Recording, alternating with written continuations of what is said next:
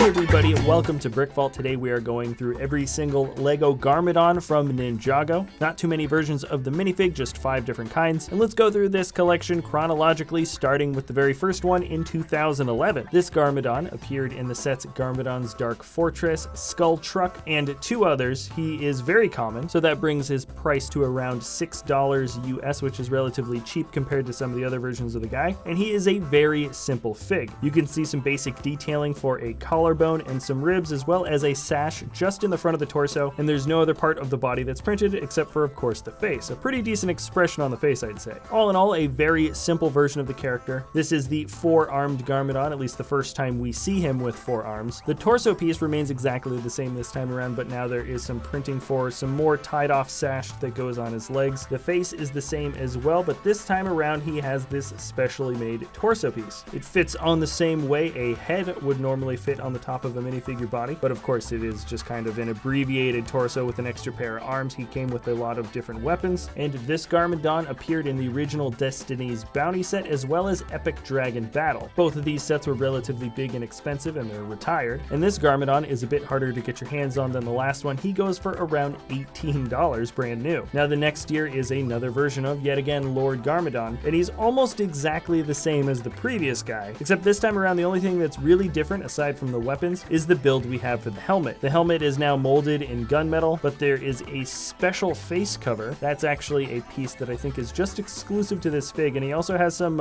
reindeer antlers on the top. That special little piece that makes up the front of the face is a bit more rare, and you can only get this version of him from the Temple of Light set. This is the most expensive version of the guy, coming out to around $22, and that is the last version of Lord Garmadon, because in 2014 we now have Sensei Garmadon. Definitely a much less intimidating version of the character. His set was Ninjaroid Mech Dragon, and the detailing on his body is pretty decent. This is a figure that I think definitely would have looked a lot better with dual molded legs, because the robes kind of just get cut off on the sides and the back, but the actual print detailing that we can see is pretty good. I especially like the symbol on his back, and this version of Garmadon comes out to around $6 just like the first one. Now the last one came out the next year, just a new Garmadon every single year basically. Now the last Garmadon came out the next year, so there was just one every year, and this version of him is actually just called Garmadon, not Sensei Garmadon, not Lord Garmadon, just Garmadon, and I think the detailing for his body is actually a bit better than the one previous. Not only does the detailing in the front just look a bit better, we don't have any cut-off robe prints or anything like that, but I also like the anacondrae on the back.